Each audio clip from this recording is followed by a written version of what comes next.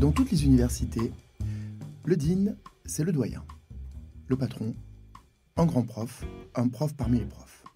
J'évolue dans le domaine de l'enseignement supérieur depuis plus de 20 ans et je dirige aujourd'hui l'ISG, une grande école de commerce.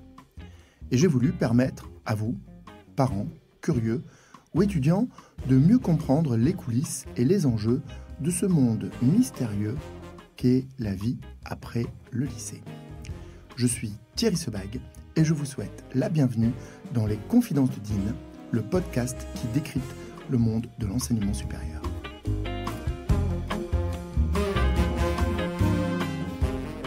Dans ce nouvel épisode, j'ai voulu aborder un sujet d'actualité, un sujet à la frontière entre la technologie et l'enseignement supérieur.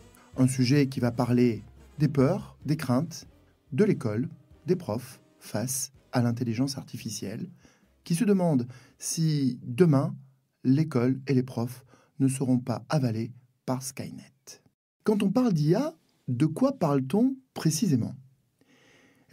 On parle d'une promesse. Une promesse d'avoir un corps bodybuildé sans avoir à aller à la salle de sport. On parle d'une promesse ou d'un rêve de perdre 5, 10, 15 kilos sans faire de régime, sans se priver. On parle d'un système et de technologies qui vont permettre plusieurs choses. Elles vont permettre tout d'abord aux étudiants de pouvoir apprendre, pense-t-il, sans faire d'efforts. C'est la première des promesses de l'IA.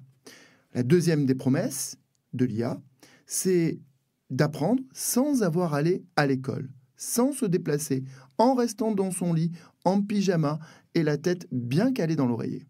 Et puis enfin, l'IA, c'est une troisième promesse, celle de réussir haut la main tous ses examens, solo ou en groupe.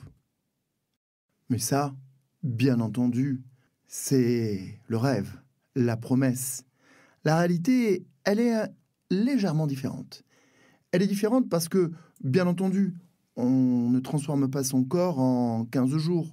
On ne perd pas 25 kilos en 2 heures. Et bien entendu, on ne réussit pas, on n'apprend pas simplement avec des IA. Mais au fond, la situation est-elle vraiment si différente de ce que nous connaissions jusqu'alors ? Vivons-nous dans un monde si différent de celui d'avant ? Parce que, en réalité, les profs, l'école, l'université, aux examens, on a toujours interdit la fraude et le plagiat. La triche aussi. Tricher aux examens, c'est un délit. Et tricher aux examens au baccalauréat aussi. Qu'est-ce qui est si différent avec l'intelligence artificielle aujourd'hui ?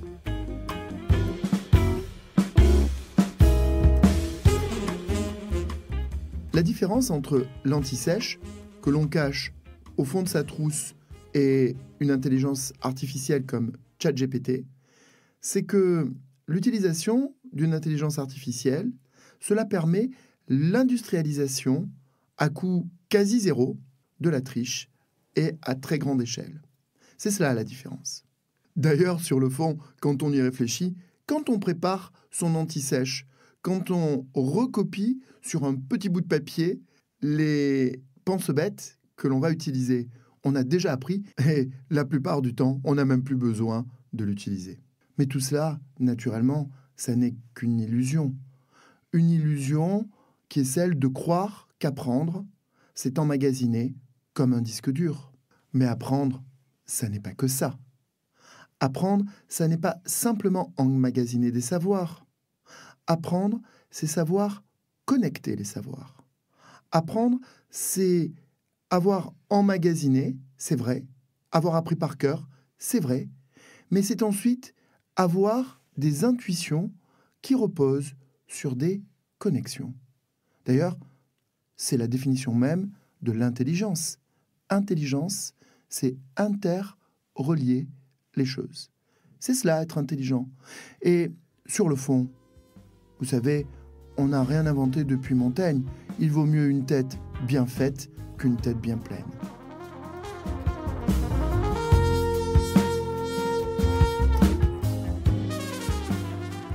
Le rôle des écoles, mon rôle, moi, Dean, professeur, au sein de mon école, c'est d'inculquer l'importance de ces apprentissages, l'importance de ces savoirs et l'importance de savoir faire les connexions et les bonnes connexions.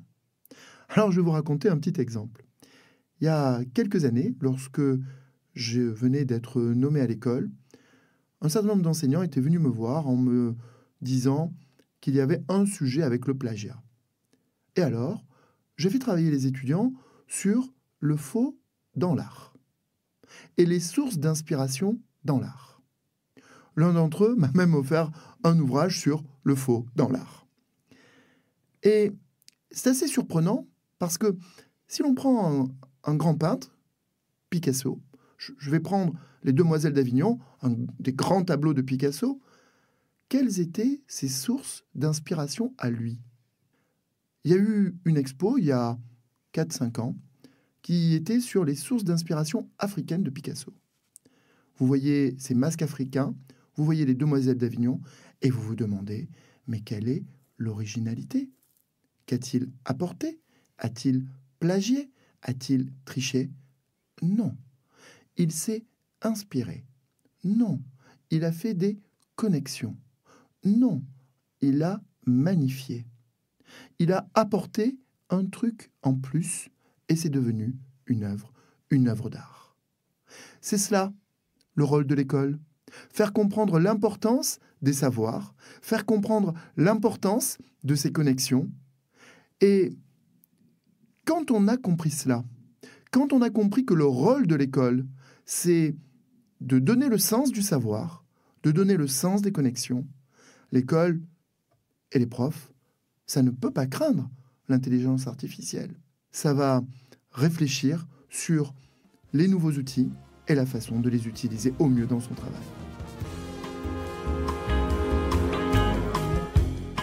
Finalement, vous savez, depuis Montaigne, on n'a rien inventé. Mieux vaut une tête bien faite qu'une tête bien pleine, même si cela commence par acquérir des savoirs. Finalement, le rôle de l'école, c'est de former des esprits. Des esprits qui ne sont pas comme des vases qui ont besoin d'être remplis. Ce sont plutôt des substances qu'il s'agit seulement d'échauffer. Il faut inspirer à ces esprits une ardeur d'investigation qui les pousse vigoureusement à la recherche de la vérité. Ça vous parle? Moi, oui. Tant que les écoles et les enseignants auront cela à l'esprit, ils n'auront rien à craindre de ces intelligences artificielles dont on nous rebat les oreilles à longueur de réseaux sociaux et de pages dans les journaux. Voilà, c'était Thierry Sebag pour Confidence de Dean. Vous voulez plus de confidences? Retrouvez-moi sur LinkedIn.